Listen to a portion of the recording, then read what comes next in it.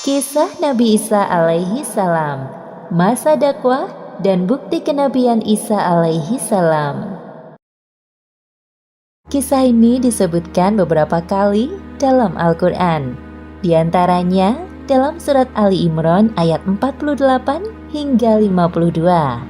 Nabi Isa alaihi salam diutus Allah berdakwah kepada kaumnya untuk kembali ke ajaran tauhid, bahwa tidak ada Tuhan yang berhak disembah selain Allah. Pada masa ini, Bani Israel yang didominasi oleh bangsa Yahudi sangat menentang dakwah Nabi Isa. Walaupun Allah telah menganugerahkan mukjizat sebagai bukti kenabian Isa, pengikut beliau hanya sedikit. Nabi Isa hidup satu zaman dengan Nabi Yahya alaihi salam. Nabi Yahya adalah putra Nabi Zakaria. Nabi Yahya diutus lebih dahulu untuk berdakwah kepada Bani Israel, yang kemudian dilanjutkan oleh Nabi Isa. Wahai kaumku, sepeninggalku kelak, Isa Al-Masih akan meneruskan dakwah perjuanganku. Jangan sekali-kali kalian mendustakannya, dan tetaplah berpegang teguh keimanan kalian kepada Allah Subhanahu wa Ta'ala. Sepeninggal Nabi Yahya, Bani Israel dan Yahudi kembali kepada tabiatnya. Mereka hanya taat ketika Nabi datang. Setelah itu kembali ingkar. Bahkan sejak Isa masih dalam buayan, mereka berencana untuk membunuhnya. Sementara itu, kehidupan Isa dan ibunya penuh dengan ancaman dari kaumnya. Akibatnya mereka hidup berpindah-pindah dari satu tempat ke tempat yang lain. Seperti yang disebutkan dalam Al-Quran, Surat Al-Mu'minun ayat 50. Dan kami melindungi mereka di suatu tanah tinggi datar, yang banyak terdapat padang-padang rumput dan sumber-sumber air bersih yang mengalir. Isa tumbuh dengan pengasuhan yang baik. Selama itu pula, Isa mempelajari berbagai ilmu sampai akhirnya beliau dewasa dan berdakwah kepada kaumnya. Seperti yang disebutkan dalam Al-Quran, Surat Ali Imran ayat 48.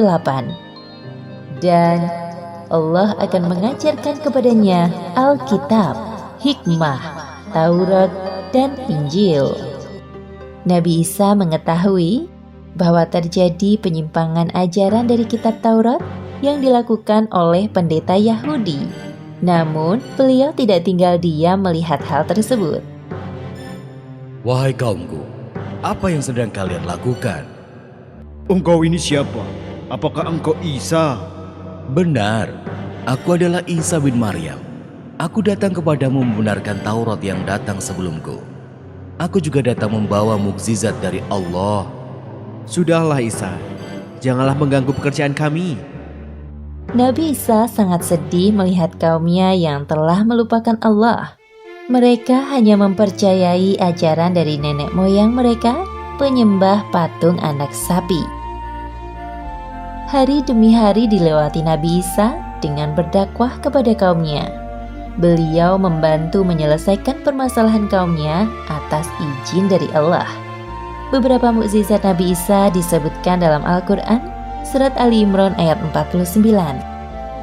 Sesungguhnya, aku telah datang kepadamu dengan membawa suatu tanda atau mukjizat dari Tuhanmu, yaitu aku membuat untuk kamu dari tanah sebagai bentuk burung. Kemudian aku meniupnya, maka ia menjadi seekor burung dengan izin Allah.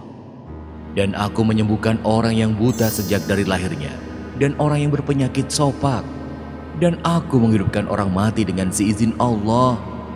Dan aku kabarkan kepadamu apa yang kamu makan dan kamu simpan di rumahmu. Wahai kaumku, apakah tidak cukup sebuah bukti ini bagi kalian? Wahai Isa, semua itu adalah sihir yang engkau buat. Tidak semudah itu kami percaya kepadamu. Wahai saudaraku, ketahuilah sesungguhnya Isa ini berusaha menipu kita dengan semua sihirnya. Jadi semua itu adalah sihir? Pantas saja, hebat sekali. Walaupun tampak jelas bukti kenabian Nabi Isa melalui mukjizat yang diberikan Allah, hanya sebagian kecil dari kaumnya yang menerima dakwah beliau. Wahai kaumku, sesungguhnya Allah Subhanahu wa Ta'ala adalah Tuhanku dan Tuhan kalian semua. Bertakwalah kalian kepadanya dan taatlah kepadaku. Inilah satu-satunya ajaran yang benar. Nabi Isa tidak pantang menyerah melihat kenyataan bahwa pengikutnya masih sangat sedikit. Beliau tetap sabar dan mendoakan kaumnya yang telah menyimpang. Ya Allah, tambahkanlah keimanan pada diri kaumku. Berikanlah hamba kekuatan untuk lebih bersemangat dalam berdakwah kepada mereka. Allah Subhanahu wa Ta'ala menjawab doa Nabi Isa dengan memberikan para pengikut dan penolong setia yang dikenal dengan sebutan Hawariyun. Siapakah yang akan menjadi penolong-penolongku untuk menegakkan agama Allah? Kamilah penolong-penolong agama Allah. Kami beriman kepada Allah. Dan saksikanlah bahwa sesungguhnya kami adalah orang-orang yang menyerahkan diri. Hawariyun sangat setia mendampingi Nabi Isa dalam berdakwah. Nabi Isa juga mengirim beberapa di antara mereka untuk berdakwah ke pelosok negeri yang dibelenggu kesesatan. Wahai para sahabatku, pergilah kalian ke negeri Antakia yang penduduknya masih menyembah berhala. Ajaklah mereka untuk kembali kepada ajaran yang benar. Baiklah, jika itu perintahmu wahai Isa, kami akan berangkat ke negeri Antakia. Kaum Nabi Isa terpecah menjadi dua golongan, seperti yang disebutkan dalam Al-Quran, Surat As-Saff ayat 14. Lalu segolongan dari Bani Israel beriman, dan segolongan yang lain kafir. Maka kami berikan kekuatan kepada orang-orang yang beriman terhadap musuh-musuh mereka. Lalu mereka menjadi orang-orang yang menang.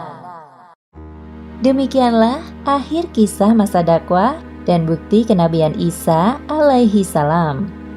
Hikmah yang dapat kita ambil dari kisah ini: pertama, hendaknya kita menjadi orang yang berpendirian tetap, tidak mudah terpengaruh dengan hasutan orang lain. Apalagi jika bukti kebenaran telah jelas disebutkan dalam ayat-ayat Allah Subhanahu wa Ta'ala. Kedua, Allah Subhanahu wa Ta'ala tidak akan membiarkan hambanya yang beriman dalam kesengsaraan. Doa yang kita panjatkan selalu didengar oleh Allah dan dibalas sesuai dengan apa yang kita butuhkan. Wallahu a'lam